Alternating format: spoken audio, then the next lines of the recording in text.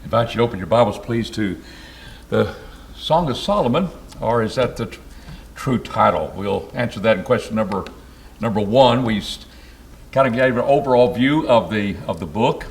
If I were to say that this book is the least studied book in the Bible, would you agree with that? How often have you studied this book in any type of format of a Bible class or heard a sermon from Song of Solomon? And people will say, well, that's just a book that we don't study much, and that has been very true in the past. But if you look online today, Song of Solomon is a very popular book to be studied. It still may not be as like other books, but the sexual content in it, that's dealing with marital love, that's pure and realistic. It's not pornographic, it's realistic. It's what God has intended that relationship to be. He made us that way. And it is to be satisfied in the way that He sets forth in the Bible as a husband and wife. So this marital love is discussed here. And a lot of people take now how to have a happy marriage by studying the Song of Solomon. And there are a lot of principles there, but it's going to be how you interpret the book. And one interpretation is that you have only have Solomon and this shepherd girl, and there is no shepherd lover in her mind at all. It's all Solomon. And they have courtship, they have marriage, then they have conflict, and then they have reunion. It becomes a wonderful self-help book on how to have a marriage, because are we going to have conflicts in marriage? Well, that's what some will see. Others find it where you've got a shepherd boy, and that's kind of, we're going to see this first chapter, verse 15, you've got the shepherd lover. No, that's Solomon, who has disguised himself as a shepherd and infiltrated where the girl is, because he's been after her, and he doesn't want her to know it's King Solomon, so he comes in as a shepherd. So this shepherd lover is really King Solomon. So you only have King Solomon, and you have the shepherd girl. When we look at it here, the shepherd lover is one that I think she has in mind. It's kind of the key to looking at the book from the standpoint that you can't force love, King Solomon. You can't do that before it's time. But some have taken the book that this is how you have a happy marriage. You have conflict because we marry opposites, and we're human beings, and we probably married opposites, so there's going to be conflict, and this is how you resolve it. He puts his hand in that door, and he's not there, and then they work it out. And you're supposed to be, you may not be able to see eye to eye, but you can see hand to hand. Boy, that's good stuff for a marriage. And that's how the book is interpreted. And a lot of times it's interpreted that way because it sure does fit well with dispensationalist theology, where you had a shepherd that came out of the areas of Sharon in northern Galilee, and you had a shepherd come out, and he was rejected by his people Israel. And one day he will come back, reunion, as king. And then he'll come back as king. And then that's when things are going to be resolved, and there's going to be happiness forever after. That just has to be a corollary to the book and in some people's interpretation. And we're going to see where maybe that point is made, and then we've got to get in our minds, is that Solomon disguised himself as a shepherd boy? Or is there any basis for having that other than the fact that that's one's interpretation? So we talked about the typology, the extended type, which is indeed, this is a story of Christ's love for His church. Some have looked upon it as an allegory. That is indeed, an allegory talking about the fact that here's the church and here is God And of course the Hebrews will say it's God in Israel. That's what the book of Solomon's about. And then the type will say, well, we're going to extend that to Christ and the church, his bride. And then others is just a dramatic poem where it depicts this conflict and this idea of what marital love ought to be like. And so we would probably, I'll probably fit in that category. It's not an extended type of the church. It's not about God in Israel. I think it's about the marital love, the courtship, the wedding, and then what the conflict is. She dreams of that shepherd boy and he's not there.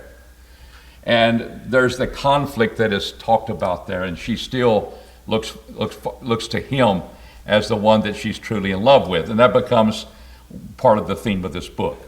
So how you interpret it is very important of what message is being set forth, and I'll try to drive home that message as we go through these chapters. But I've got an extra person in the book that a lot of people there who are promoting this book, Song of Solomon, they don't even have. That Solomon was pretending to be a shepherd boy. And it's the drama that comes out of all of that. And we'll see where that might come into being, because we have to do some work, and you're going to have to know who the characters are. You're going to have to know who's doing the talking, when they're doing the talking. And sometimes that's very difficult when you don't have any help and you're just looking at the text. And so commentators will give their ideas about it, but they will then show you where they're coming from. Is it an allegory? Is it a type? Is it a poetic drama of marital love and all of those things? Is it just speaking about that? Some have looked at it as being a whole conglomerate of love poems of Syria, have just put together over the centuries and combined into this. Well, it's pretty organized. There's aspects of it that you see. There's a progress taking place, and there's conflict being involved. And so I think it has interrelationship from beginning to end. So let's begin by looking at what is the true title of this book. And I'm saying that this is the title that in the Hebrew Scriptures it would be. And what does your first verse say?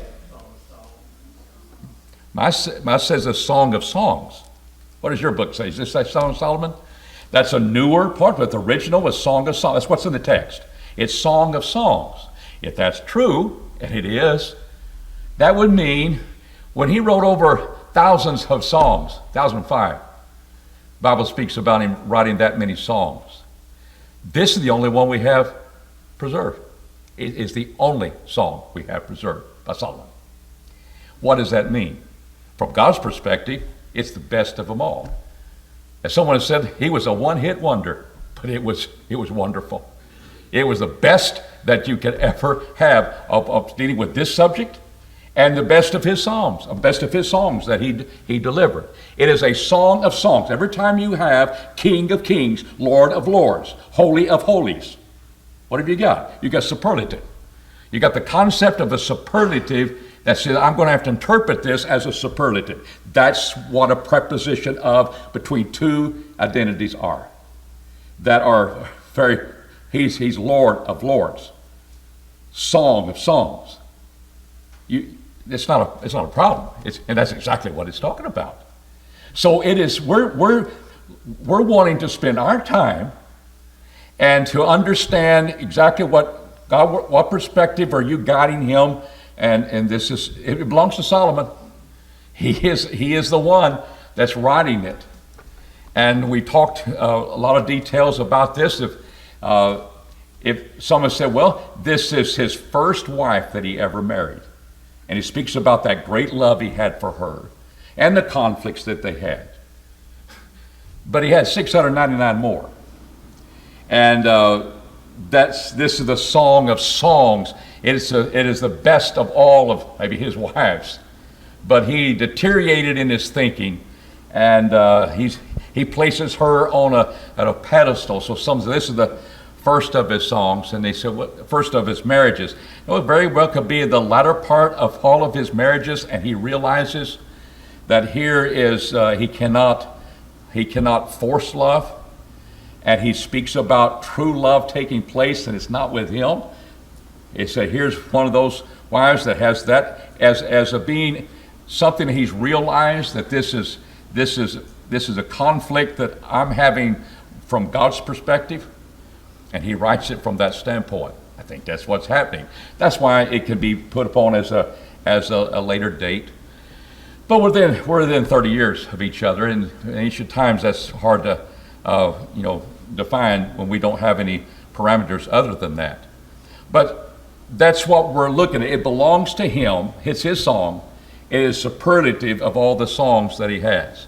So the scene opens up, just like in a Shakespearean play, just like you have that make it an opera.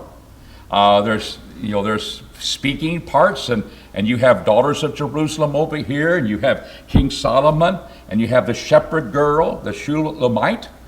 Why? Because she comes from Shunem, but Shulamite got two M's. Some have just one M, but that's who we're speaking about, from the northern part of Galilee. And so from that northern part, where does Solomon live? King Solomon, where does he live? He's in Jerusalem. So and historians say that he had a vineyard up there that he kind of leased to the family, and he sees her. And that's why he's attracted to her.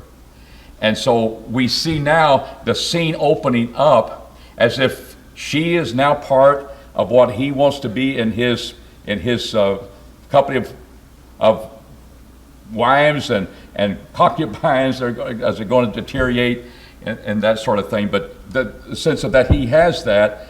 And so here is the response to King Solomon's glory and the love that virgins have for him.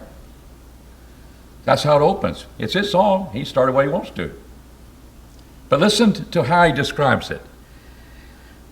Let him kiss me. That means we're not going to go woke here, but it's got to be a her.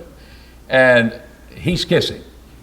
And so let him kiss me with the kisses of his mouth, for thy love, as she now reacts to this, as being one of the daughters of Jerusalem, that group that she's going to be sounding off to, and they're going to be sounding off to her.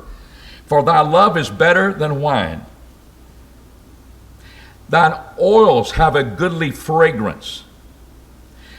Thy name is as oil poured forth.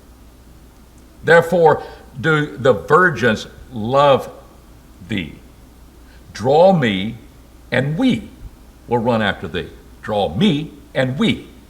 She's part of the daughters of Jerusalem. And she is united with them. She's as captivated by his glory. He's King Solomon. And so our second question is, how is it described? Do you see a fragrance having to deal with in your interpretation, or are you just going to ignore fragrance? How do you ignore that? It's love is better than wine, so there is the sweetness of the wine. There's that aspect of it. Love is sweeter than that. The kisses of love are better than that. That oils have a good fragrance. You've got to remember, and this will be about her and others as well. How did you deal with body odor during those days? And this is how they dealt with it. They would sometimes have the flowers around their neck, around their bosom. That would be the fragrance of the oils and the perfume. Sounds like cologne to me. She's the one that says that the oils have poured goodly fragrance. But what is her attraction? Is it the smell? What is it? Did you catch that in this verse? What is it? What's being poured forth that attracts her? Your name, not your smell. Oh, all the things of glory, that there's a smell, and that's important. And it's important in a marriage as well. There's a certain scent that you have as you live together, and it's good, but it's in your mind, and it's that which will live on after you're dead and gone. Your mate will remember that fragrance. And I just heard today that it's kind of off of this, but you have Billy Graham and his book. He was away before air flight. He'd be away out of the country. And from the standpoint of his wife, he would be gone sometimes 7 months out of a year. You think about that because of slow travel, even in the days of his ministry. Is more modern than riding a sailing ship, but he'd be gone that long. And they both understood that, and she was alone a lot. But they realized this is what we're here for. They made it work, and they have a good marriage. But she mentioned a lot of times she would take his suits, and she would take his sport coat, and she'd sleep with it, because there.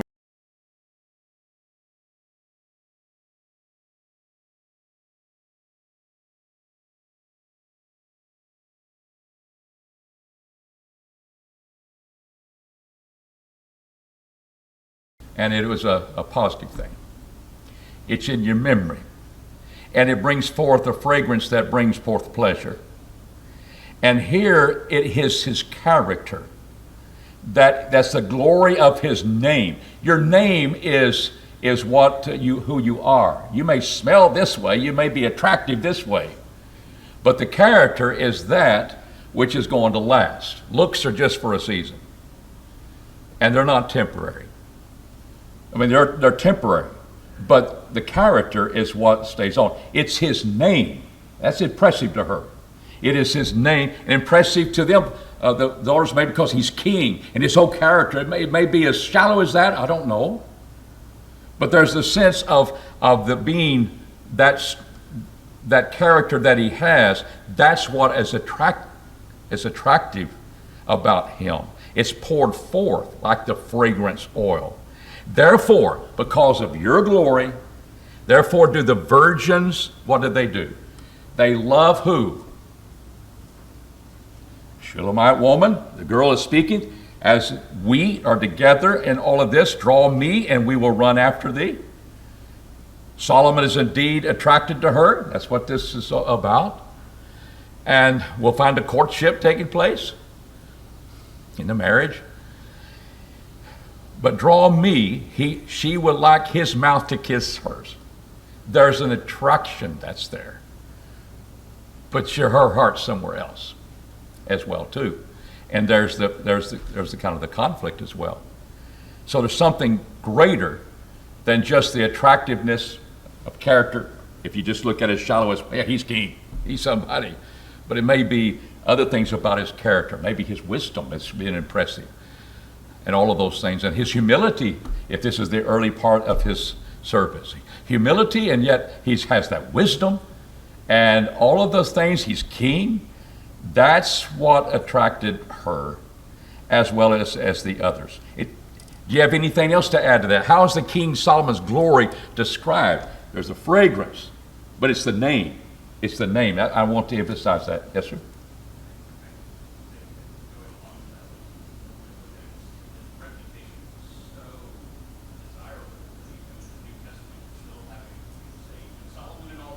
That's right. Sheba went a long way, Queen Sheba, to see his wisdom and so forth.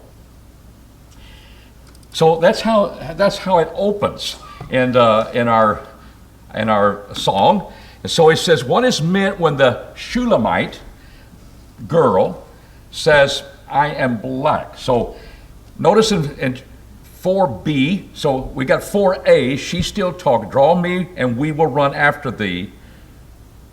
The king hath brought me into his chambers. So there's coming into the chambers, and he said, we will be glad and rejoice in thee. We'll make mention of thy love, more of wine rightly do they love they love thee. Rightly do the virgins love thee. I'm attracted to you, and all those things are there. Now she talks about herself, beginning with verse 5. And she says, I am black, but what? My Bible says comely. She's still attractive, but she's black. Can you have your hand? Other translations say dark. All right, dark. And we have to understand that in the light of the context.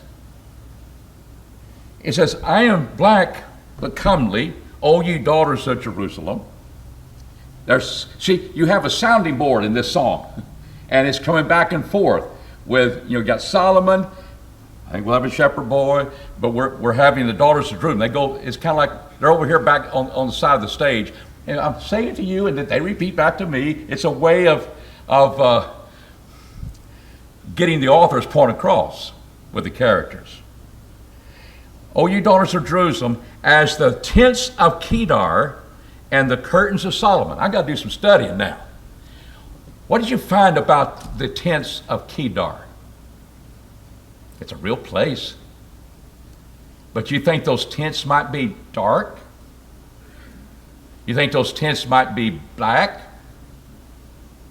If you looked at the goat's hair that were prominent in that area where they would make their tents, very popular tents.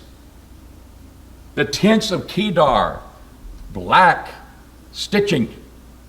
They were dark. I think she had black hair.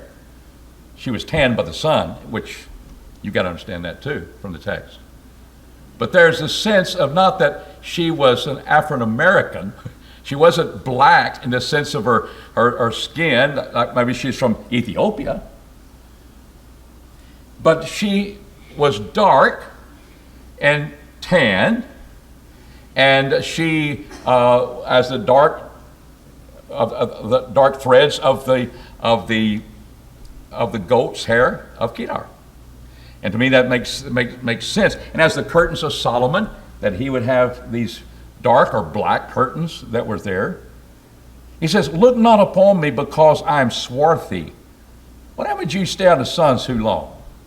Over about 5 years. Why? Because the sun hath scorched me. The sun has scorched me. So that tells you why she is dark-skinned. It's because the effects of the sun. And yet, among her people and among the daughters of Jerusalem that were picked by King Solomon, she stood out. She was still comely. She was still beautiful. So it's not something racial that we're kind of downplaying racial. We don't like that color, and there's something wrong with that race. That's completely foreign to the text, and how dare people think that way. But it is the idea, I'm dark and I've been tanned. Why would that be something that would be something is showing humility and maybe not quite wanted in the times that we're talking about? Yes, sir. Singing back and forth with the daughters of Jerusalem, city, she worked out fields, vineyards. She's not the princess of the court. She hasn't got that fair skin. She's working class out in the field. That's what I'm saying. Yes. And that might look down upon her a little bit. And that doesn't mean you have a right to, but it shows you that's where she's been a lot. And she looks at it as a negative thing. David, you had your hand up. What do you want to add to that? Yeah.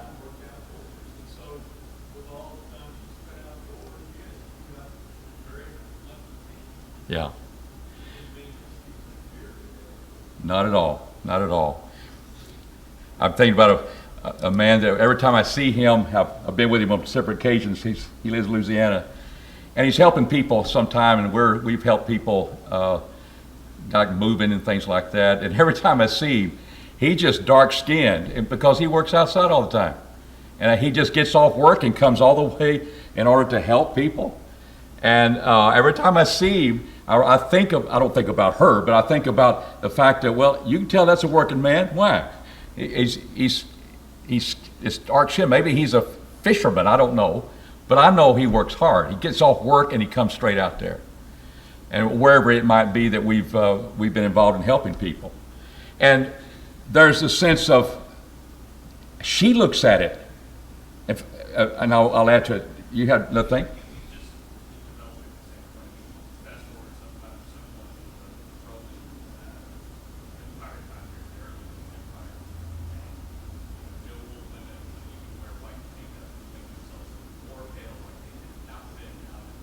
That's right. And I know when you get to the 12th, 13th century, England, that was very prominent idea and concept, that you didn't want to be out in the sun. Now we think it's cool. You look good in a tan, look healthy, alive. And well, see me when I'm 60, 70 years old to see that. Swarthy, she's still young, but she's been that, and put it in a negative sense, she does this. My mother's sons were incensed against me. Why are you working out there?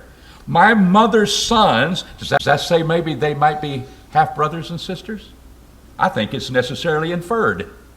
I think you can't think of anything else but that. It is my mother's sons. And we got to put ourselves back in those cases, and that's why you get closer than a brother. You had polygamy, you had people having different families and maybe have the same mother, the different fathers. All of those things were taking place. And so this is why maybe they would be mean to their sister. She's not blood, well, half blood. And so they put her to work in the vineyards, but my own vineyard have I not kept. She hasn't been able to beautify her own body. It's swarthy. She hasn't been able to keep that up because she's a working person out in I'm keeping the vineyards looking good. But I don't have the creams, I don't have the things, I haven't been able to take care of myself. But she's still beautiful. And she attracts Solomon. This is his song, by the way. And he's bringing this person that is attractive, but he sees her of a noble thing. But as far as the appearance is concerned, it would be a sense of she got that tan in a negative way. She's incensed by it. The brothers were incensed, so let's put her out there and let her work the vineyards. And what do you do when you work the vineyards? You go be outside? What was the organic fertilizer of that day? Dung. You want to shovel that all day? You want to put that around the plants around that might not be too fragrant. And you're working of keeping and making that beautiful, the vineyards. But she hadn't been able to take care of herself very well. Sun's done a number on her. And this is how she is describing herself. I am black. I am tanned by the sun. I'm swarthy. And here's how I got there. And so she's coming from this place we'll talk about in a few moments as well. Question number 4. Describe the relationship that the Shulamite girl had with her brothers. Okay, we kind of jumped ahead of that, but what's the answer to that? And I said my answer. What do you want to add to that?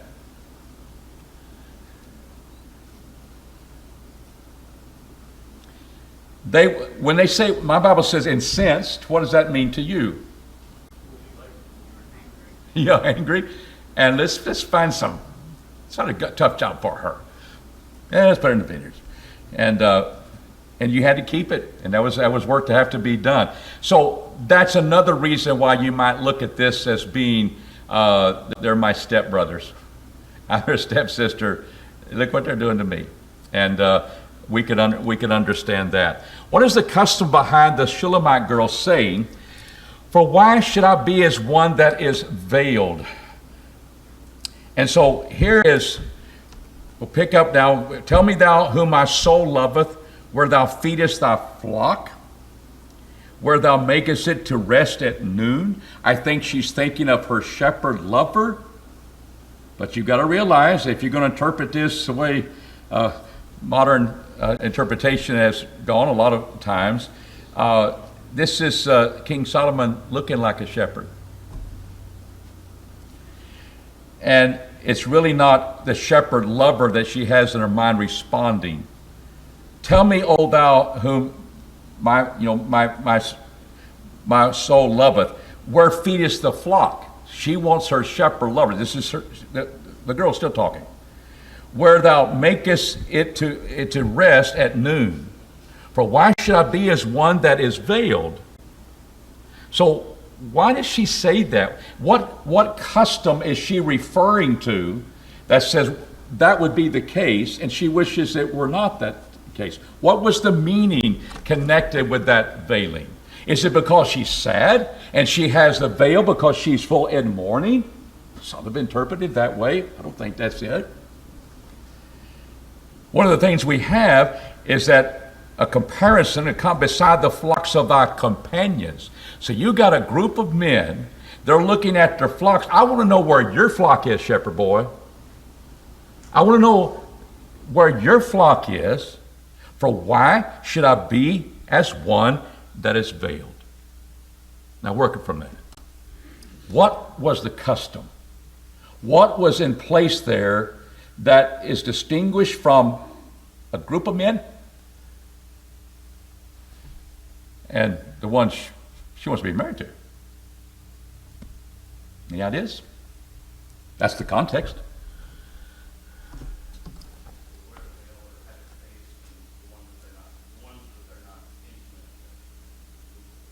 And she wants to be intimate with him and not be, so I don't want to be with the flocks where your companions are, because, I mean, she will be veiled.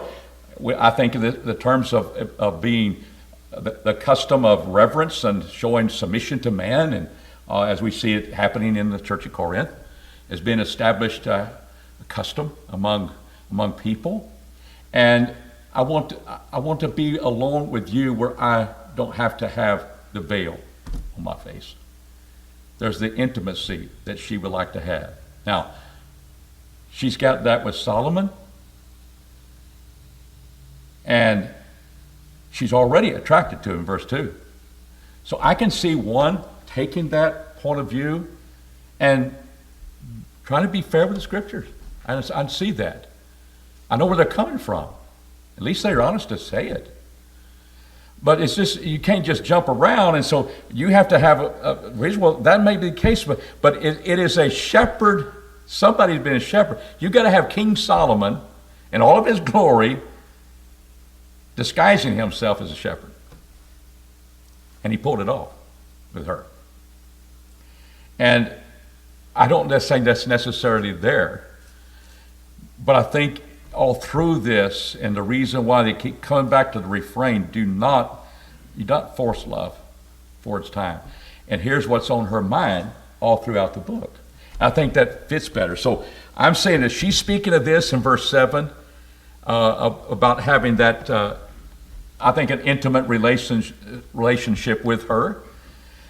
So why shall be as one? And now here's the point. In my outline, I will have in verse 8 that Solomon is speaking to her. I put that in the outline.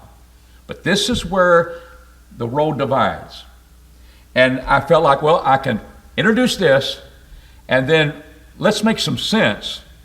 Is it Solomon that is speaking as a disguised shepherd? Because you're going to have to have this, where feedest your flock? Well, Solomon's got out here, he's shepherding flocks? No, he has had to disguise himself. I'm fair. Okay, that may be, it's, Well, one of the points that would make it seem like it might be Solomon would be verse 9. It talks about Pharaoh's chariots. Chances are a standard shepherd would not know anything about Pharaoh's chariots. all right, question number 6. What does that say? She didn't say just Pharaoh's chariots. What did he compare it to?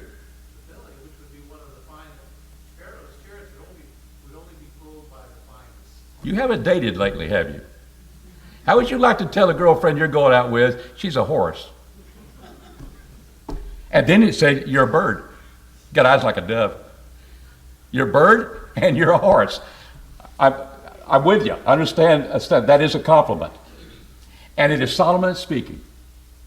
I think in verse 8, it is Solomon that has to speak. That's why I put that there.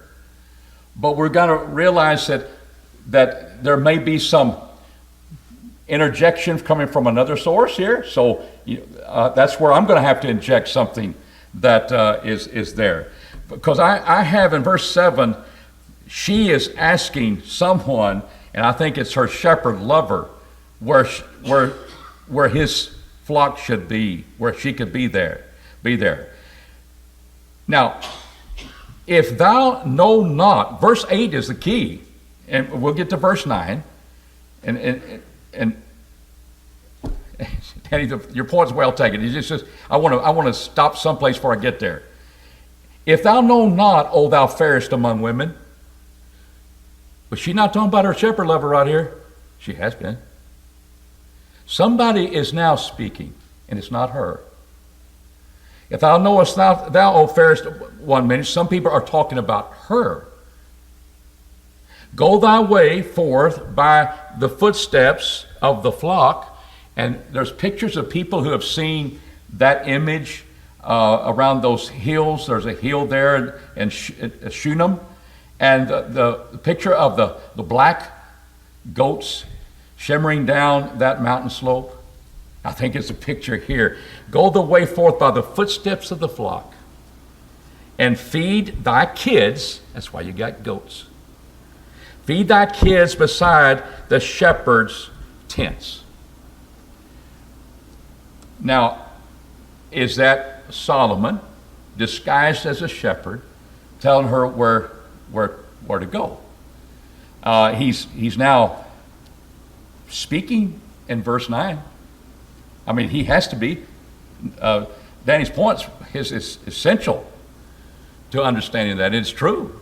Why would a shepherd boy care about chariots and things of Egypt? And we know King Solomon had them, and we'll talk about it in just a moment.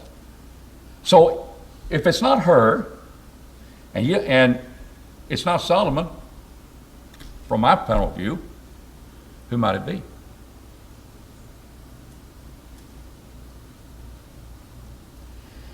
She's dreaming of her shepherd lover. And the daughters of Jerusalem said, if you don't know, O thou fairest among women, they realize she is special in their group. Go thy way forth by the footsteps of the flock and feed thy kids beside the shepherd tents. Fulfill that dream. Go where he is. Go where he is. You'll find him. Now, Solomon speaks. Verse 9. But it very well could be a disguised shepherd, and it's King Solomon. I just think that's a little far-fetched when I have the daughters of Jerusalem responding. They're just back here backstage, on the side of the stage, not backstage, besides, and talking. And there's the feedback. That's where you can find out, well, what would be the answer to that question? And so if you don't know that, fairest among women, I can see the daughters of Jerusalem doing that talking. But Solomon is there in verse 9. So I put verse 8 as Solomon, realizing different people have interpreted things like that. But I think that is a better possibility and a probability, because what happens the rest of the book and how one ends up doing that. So let's get to the compliment. American Standard says steed. Danny said filly. Some have the idea of mare. Why is that? Because the Hebrew word is feminine. And so it is a compliment as with a feminine word there. What if you had a mare among all these stallions they got from Egypt? 1 Kings 10:28 and 1 Kings 10:26. He had 1,400 chariots, and he had bought horses from Egypt. Now, we talk about, oh, those are Arabian horses. Would that be special horses? If you said those are Arabian horses? Well, in this time, Egyptian horses were something. And he has abundance of them. They're selling them off. And of course, he can buy them and sell them. But they were very choice animals. And here would be a female among all these males. Wouldn't she stand out? Well, she stands out. That's a compliment. She's not a horse. But it's a compliment given to her that indeed, to a steed in Pharaoh's chariots, I have compared thee, O my love, to thee, because you stand out among all the women, all the virgins that he has, and they love him. They're attracted to him. They wish he would kiss them. That's what we see in this first chapter. But so Solomon is indeed talking that way. While the Shulamite girl sits at the table of the king, how does she think of her beloved? So we haven't finished with the neck with a string of jewels. Thy cheeks are comely, and with plaits, and we'll see verse 11, we will make thee plaits of gold with studs of silver. I think those are the daughters of Jerusalem chiming in. We're going to help you get ready. We'll help you to get beautified. And he's looking at her with the cheeks are comely, and maybe the plaits in her hair would be studded with gold. And they're going back and forth. These are women speaking back and forth. We will make thee. I'm trying to be fair with we. Not me, not he, we. And I think it opened up in verse 8. I think it's there in verse 11. Solomon speaking, verse 9. He's complimenting her, and that's important. So now we switch in verse 12. While the king is at his table, my spikenard sent forth its fragrance. So here's how fragrance of the body, they would use these the myrrh. Myrrh can be a substance that comes from the root and smell very, very well. It has a good fragrance to it. That lieth betwixt my breast, as that would give her fragrance. And my beloved is unto me as a cluster of henna flowers in the vineyards of Engedi.